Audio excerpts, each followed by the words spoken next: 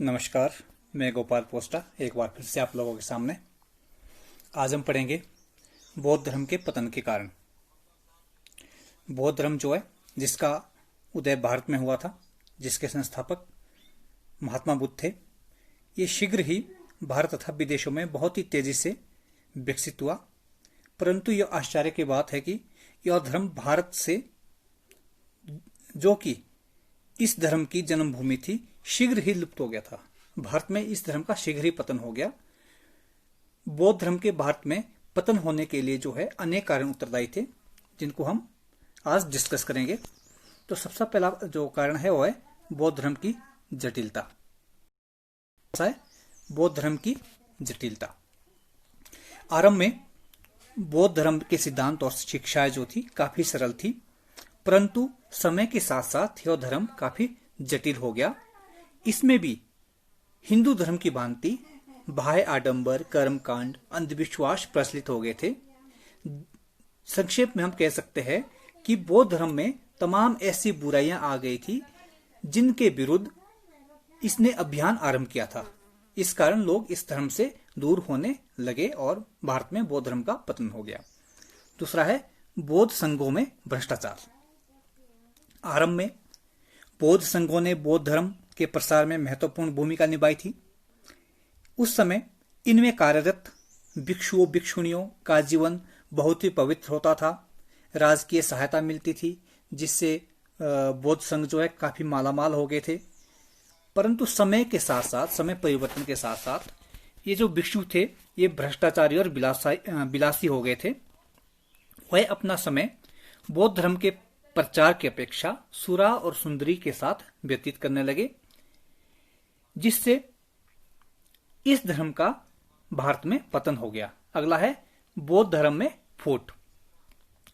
बौद्ध धर्म के पतन का एक और कारण है कि इसमें फूट पड़ गई थी। यह धर्म हीनयान और महायान दो शाखाओं में बट गया था। इन्होंने बौद्ध धर्म के संबंध में अलग अलग व्याख्या करना आरंभ कर दी। इनके परस्पर मतभेद, किसके? हीनयान और महायान के जो आपसी मतभेद थे और विवाद थे, इसके कारण बौद्ध धर्म की प्रतिष्ठा को काफी आघात लगा। इसके अलावा एक और शाखा का भी उद्भव हुआ। वो शाखा है वज्रयान।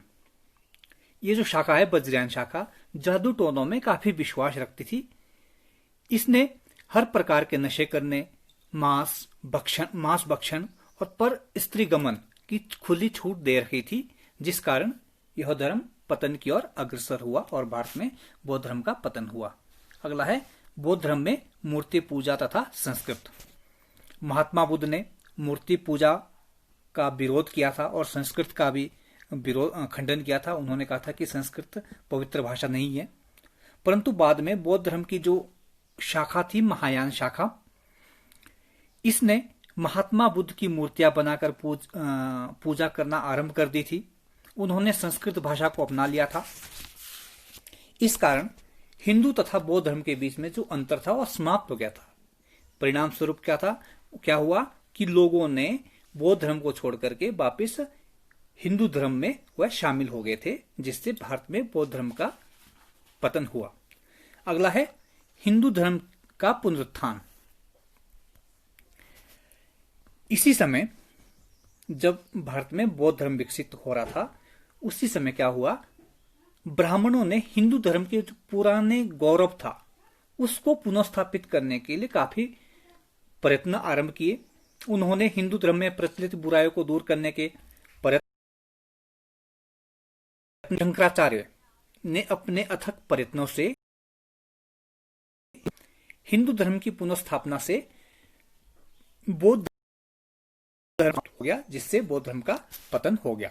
अगला है राजकीय संरक्षण की समाप्ति।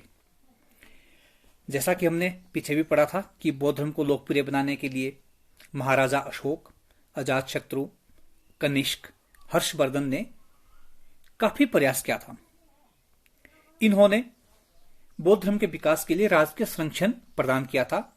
परंतु इन शासकों को छोड़कर भारत के अधिकांश शासकों ने हिंदू धर्म को अपना संरक्षण दिया।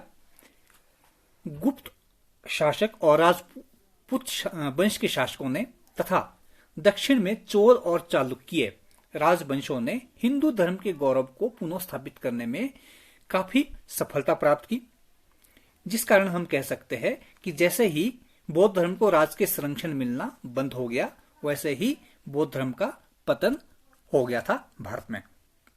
अगला कारण जो माना जाता है वो माना जाता है पुष्यमित्र का शासन। पुष्यमित्र कौन था? मौर्य वंश के पतन के बाद नए वंश की स्थापना हुई थी, जिसकी स्थापना पुष्यमित्र शुंग ने की थी।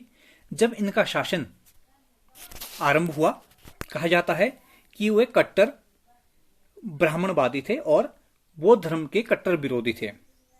उसने बौद्ध धर्म के प्रभाव को समाप्त करने के लिए हर संभव प्रयत्न किया। उसने अपने राज्य में यह घोषणा करवा दी कि जो भी बौद्धों का सिर काट कर लाएगा उसे 10 मुहरें पुरस्कार में दी जाएंगी, जिससे यह धर्म, बौद्ध धर्म जो है, इसका पतन हो गया। अगला जो कारण माना जाता है वो माना जाता है मुसलमानों के आक्रमण। 11वीं और 12वीं शताब्दी में मुसलमानों ने भारत पर आक्रमण करने आरंभ कर दिए।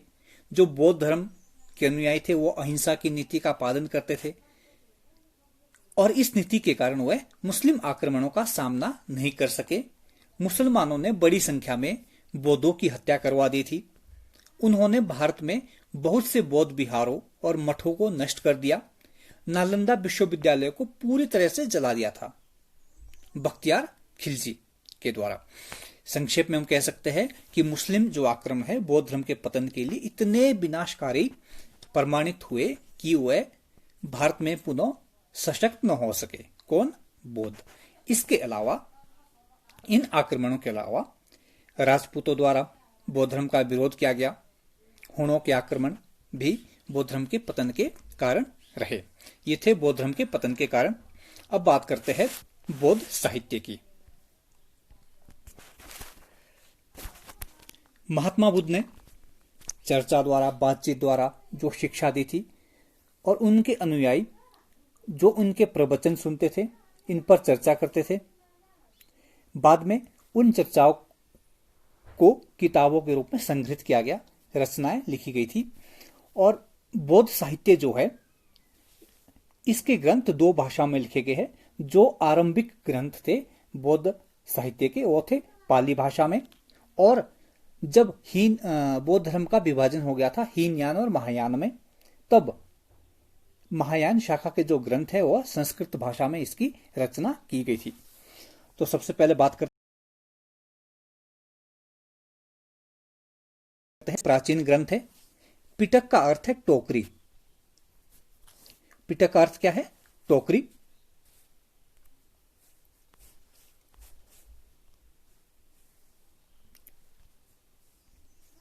त्रिपिटक की संख्या 3 है।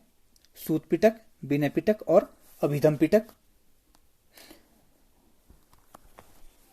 ये पाली भाषा में लिखित है। इनका जो संकलन है 487 ईसा पूर्व में राजगृह में आयोजित की गई प्रथम बौद्ध सभा में किया गया था। पहली बौद्ध सभा जब 487 ईसा पूर्व में आयोजित की गई थी, कहां पर? राजगृह में। तो वहां पर त्रिपिटक की रचना की गई थी। सूत पिटक को त्रिपिटकों में सबसे महत्वपूर्ण माना जाता है क्योंकि इसमें महात्मा बुद्ध के उपदेशों का वर्णन किया गया है। और जो विनय पिटक है, इसमें बौद्ध भिक्षुओं तथा भिक्षुणियों के आचरण से संबंधित नियम दिए गए हैं। और जो अभिधम पिटक है, इसमें बौद्ध दर्शन के संबंध में जानकारी दी गई है। ये थे त्रिपिटक, यानी बौद्ध धर्म के सबसे पुराने ग्रंथ, सबसे प्राचीन ग्रंथ, जिनकी रचना पहली बौद्ध सभा 487 ईसा पूर्व में राजगृह में की गई थी। अब बात करते हैं जातक की। जातक कथाओं को बौद्ध साहित्य में महत्वपूर्ण स्थान प्राप्त है। इनकी कुल संख्या 549 है। कितनी है?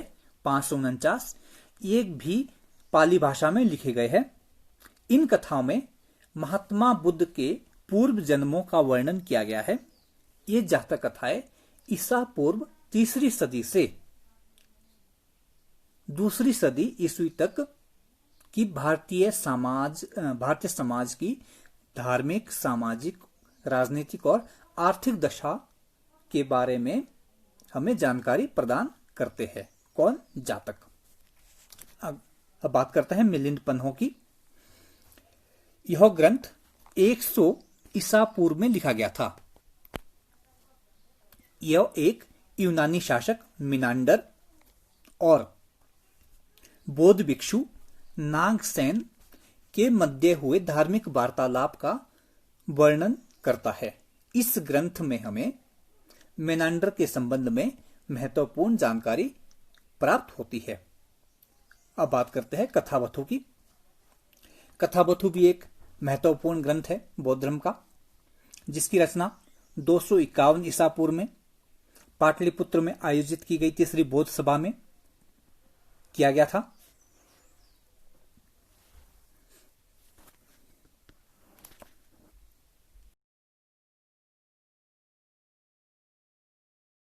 मोगलीपुत्र तिस।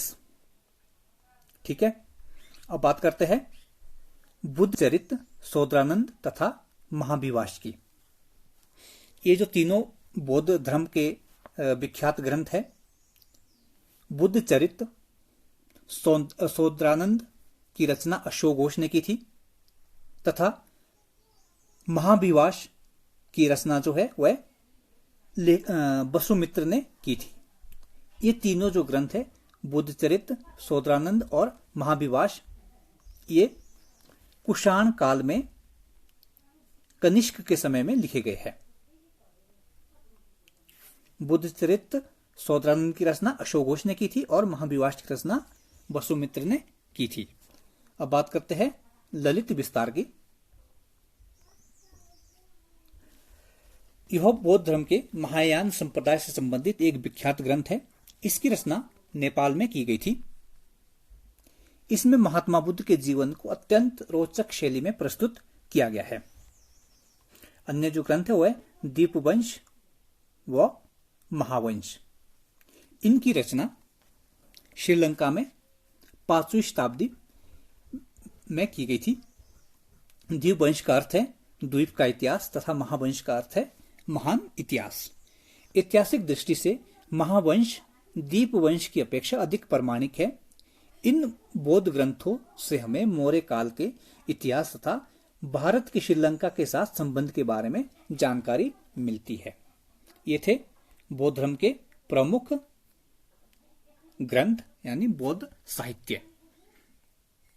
तो आज के लिए इतना ही। धन्यवाद। जय हिंद, जय भारत।